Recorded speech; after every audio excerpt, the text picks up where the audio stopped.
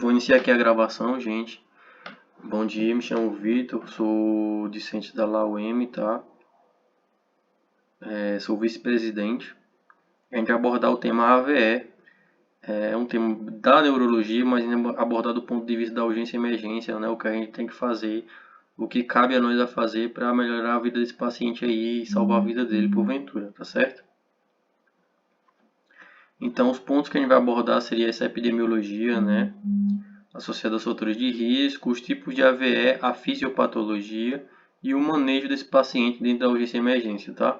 Sempre trazendo as nuances aí para do atendimento a esse paciente aí com AVE, né? Da forma mais precoce possível e mais assertiva possível. Termos importantes que é abordado pela Sociedade Brasileira de AVC, traz o AVE agudo, né? Que é uma afecção de início súbito e sinais neurológicos focais, assim como Isa falou na aula passada de epilepsia, né? Ela falou de sintomas neurológicos focais, né? Que inicia em um único ponto e pode sim ou não ser generalizado. Então nós temos isso também para o AVE, tá? É uma sintomatologia súbita e ao mesmo tempo que combina com sinais neurológicos focais, tá?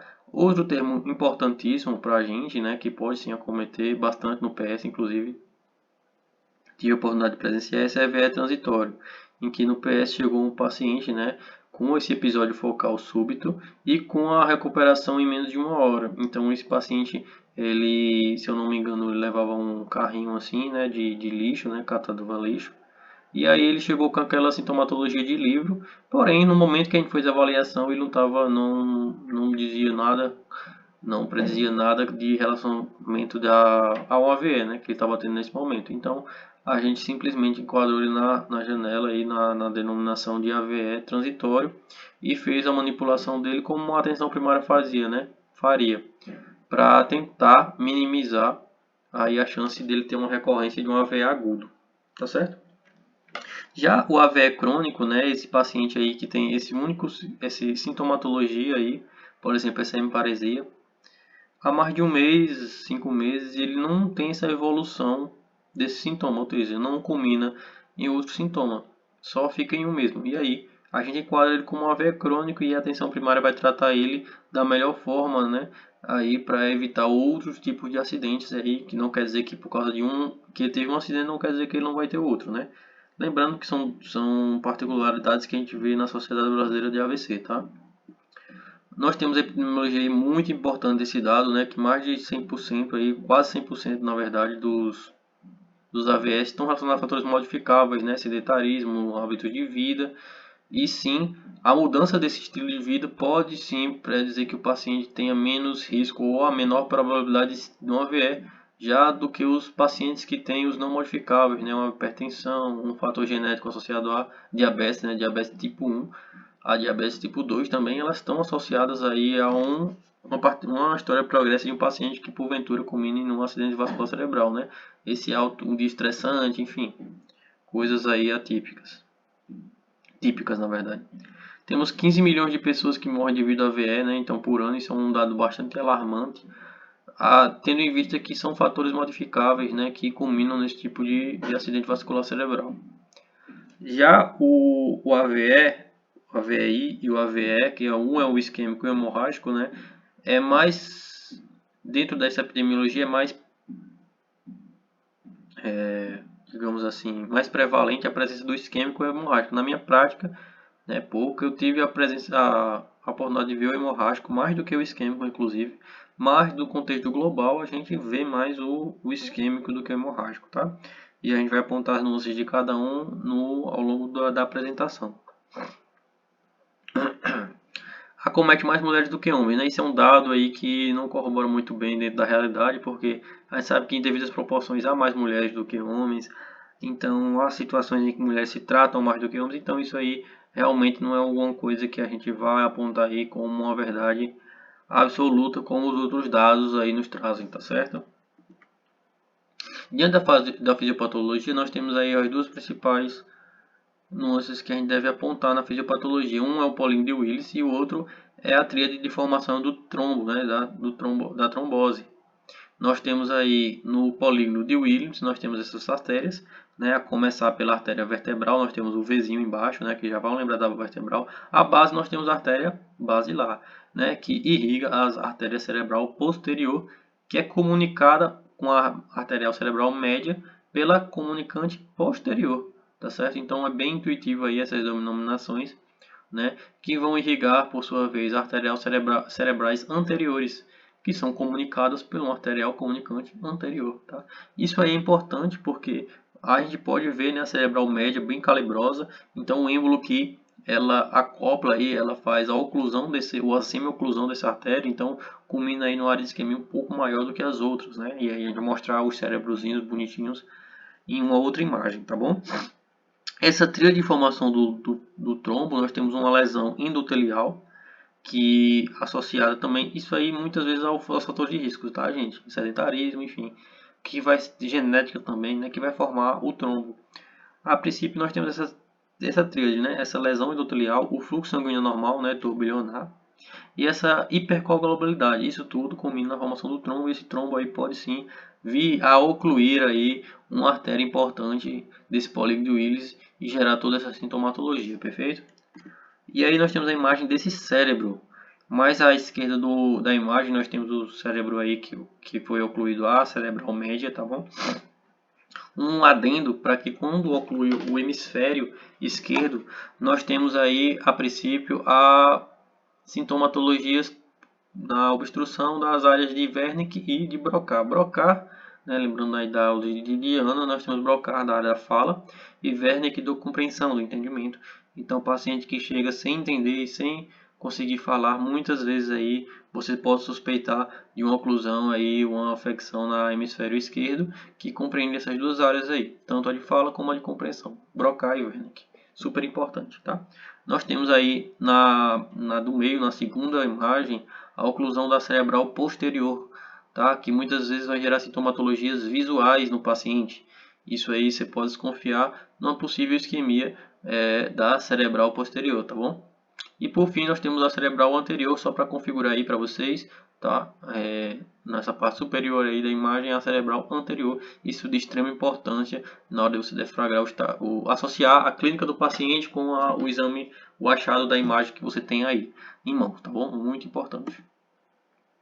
É um déficit neurológico focal súbito. Essa é a frase que vocês devem levar consigo pelo resto da vida se tratando de AVC.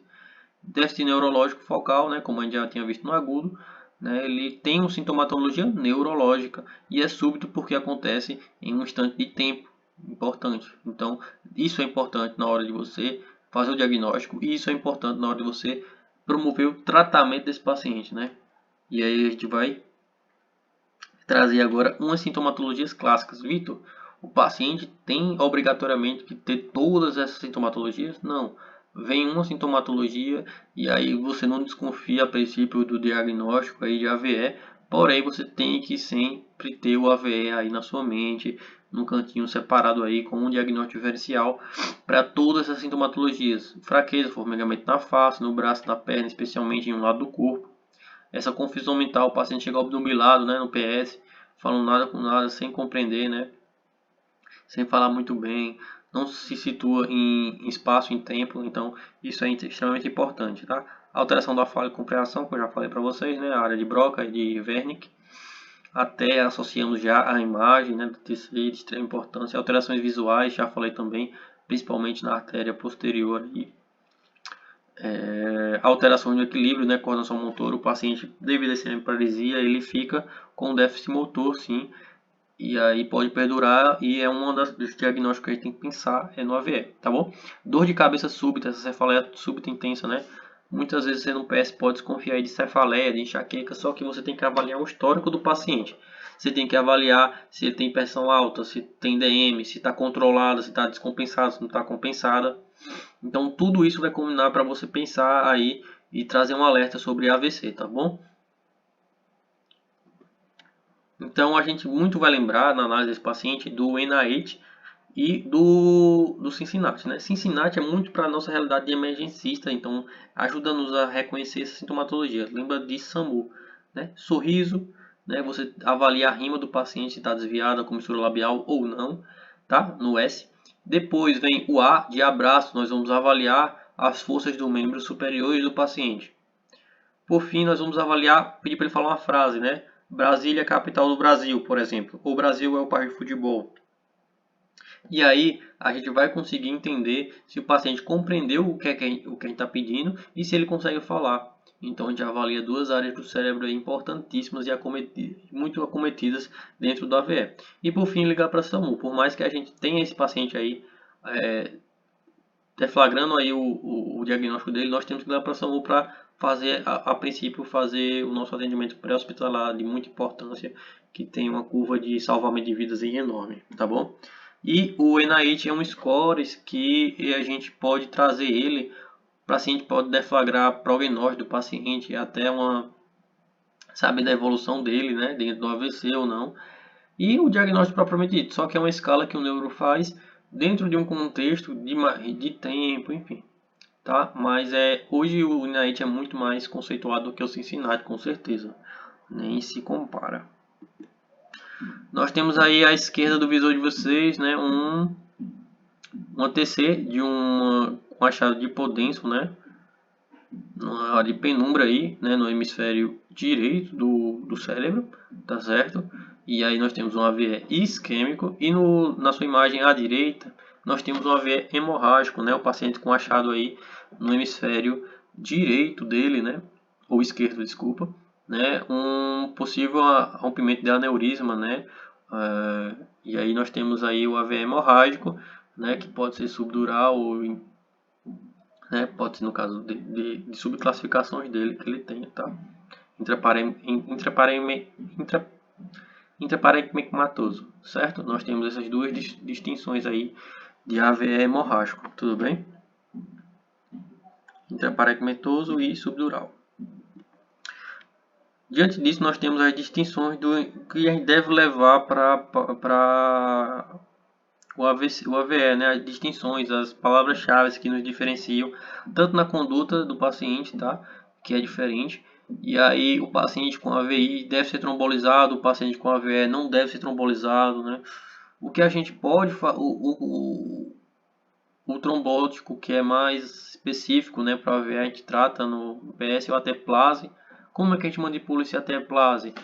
A gente manipula da seguinte forma, né? A gente faz 0,9 mg por quilo do paciente e administra 10% dessa solução em bolos, né? Bolos é aquela aplicação rápida que a gente faz e o restante a gente faz em 24 horas aí em bomba de fusão, né? A gente vai administrando isso aí no paciente, o restante da solução, sem nenhum problema, tá certo? Então, paciente aí, sei lá, 20 tá pouco, né? 40 quilos basicamente, a gente multiplica 40 vezes o 0,9, faz essa conta, 10% em bolos e o restante em BIC em 24 horas tranquilamente, tá? O início dos sintomas a gente avalia em 4,5 ou em 4 horas e meia aí para a gente fazer a nossa tomografia e sim diagnosticar um AVE. E aí a gente vai poder fazer o trombolítico. Paciente que assim, com mais de 17 anos pode fazer trombolítico? Sim, Vitor. E paciente com menor de idade, ele não pode fazer trombolítico? Pode, desde que você tenha a supervisão lá do responsável, consiga essa carta de responsabilidade aí dele, tá bom? Glicemia de extrema importância e a PA do paciente, 185 por 110. A gente tem que manter por volta disso, tá? A pressão não pode deixar subir muito, nem baixar muito, até que pode gerar uma outra fisiopatologia, que é uma isquemia por hipofluxo de sangue. Então é extremamente importante a gente fazer isso, tá bom? O AVE hemorrágico a gente pode utilizar, abrir mão aí do atendimento precoce através da clipagem cirúrgica, tá bom? Isso aí, tempo é neurônio, então a gente tem esse fluxograma para deflarar manipular o paciente da emergência, que é de suma importância, tá? A gente faz uma outra coisa, fibrilação atrial. É uma etiologia importante para declarar o paciente para deslocamento de êmbolo e fazer isquemia, tá bom? Nós temos aí o DOACs, que é uma tecnologia do anticoagulante de muita importância. O único adendo para o DOACs é que ele não pode ser usado em paciente com válvulas, próteses valvares. Só isso. É uma tecnologia aí que é cara também, então, mas é bem interessante os fatores prognósticos dela, tá certo? E é isso, galera. Agradeço aí a todos, tá bom? E vou encerrar aqui a gravação para a gente poder fazer a discussão das dúvidas.